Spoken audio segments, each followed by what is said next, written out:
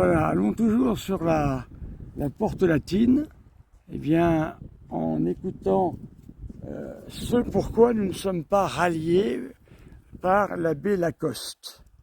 Alors, nous voyons de Lacoste, pardon. Voilà maintenant la deuxième raison pour laquelle la fraternité Saint-Pédis n'est pas ralliée.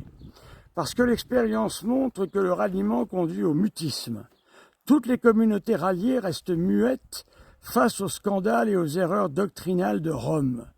Or, d'après saint Thomas, les pasteurs ont le devoir grave de crier haut et fort si la foi du troupeau est en danger.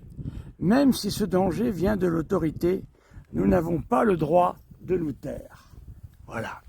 Alors, évidemment, voilà encore, toujours dans le même acabit, voyez-vous, c'est un peu comme les 5 propositions. Nous avons la deuxième proposition ici. Voilà, donc se rallier, comme ils disent, c'est-à-dire, en d'autres termes, entrer dans l'Église catholique, eh bien, c'est entrer dans le mutisme. Bien, mes chers amis, écoutez-moi, je n'ai vraiment jamais l'impression d'être entré dans un quelconque mutisme. Voilà, j'ai toujours dit ce que j'avais à dire, avec un certain nombre de risques que j'ai dû prendre. Voilà, donc il faut sortir de l'Église, si je comprends bien, hein, pour pouvoir parler librement. Voilà, parce que sinon, évidemment, on ne peut pas parler librement. Alors, la foi du troupeau est en danger, dans ces cas-là, il faut parler. Mais il ne suffit pas de parler, mes chers amis. Il faut aussi œuvrer, encore une fois, à l'intérieur de l'Église. Car je vois mal comment est-ce que l'on peut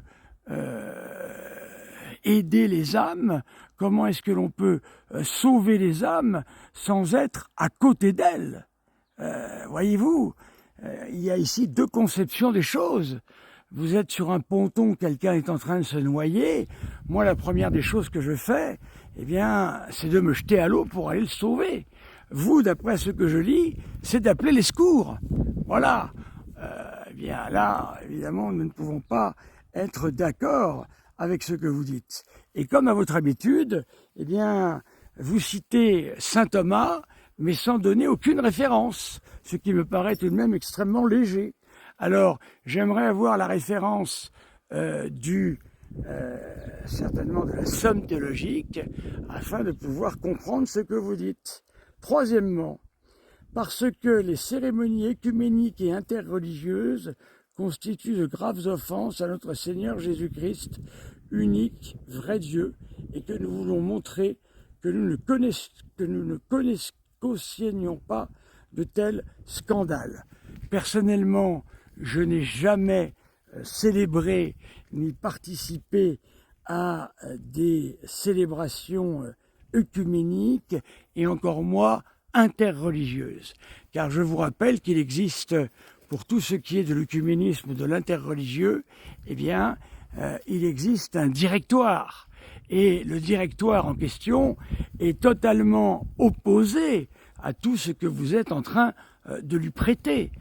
Donc je ne comprends pas là non plus cette mise en garde que vous nous donnez, car encore une fois, moi je célèbre, depuis que je suis prêtre, j'ai toujours célébré la messe de Paul VI et la messe de Saint Pie V, avec la piété qui lui sied, voilà, parce que qui suis-je pour juger, hein, le pape peut eh bien, autoriser la messe qu'il désire.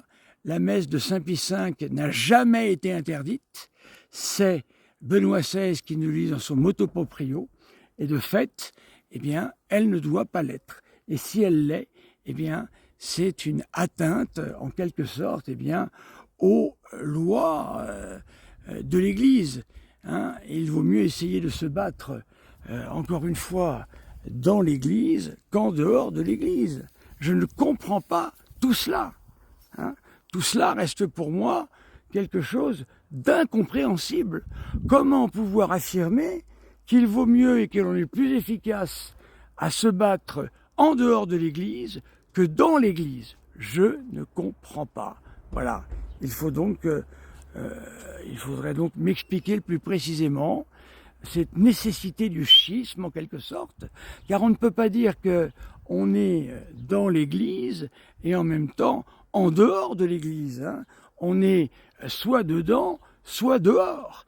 Et là, pour le moment, nous voyons que l'abbé de Lacoste, dans la porte latine, nous explique plusieurs fois qu'il vaut mieux être en dehors de l'Église que dedans. C'est moins dangereux. Voilà. Alors si j'ai mal compris et si j'ai trahi la pensée de la porte latine, encore une fois en toute bienveillance, merci de me le dire et de me le montrer. Hein, voici de nouveau mes petits élèves. Voilà, vous voyez, j'ai mes petits élèves qui sont là. Bonjour messieurs, j'espère que vous allez bien suivre le cours aujourd'hui. Voilà. Donc merci de me répondre. Hein. Ce que je retiens de vos enseignements, c'est que on n'est plus en sécurité à l'extérieur de l'Église qu'à l'intérieur, afin de pouvoir communiquer son enseignement. Voilà mes amis, je vais faire une autre vidéo. Merci.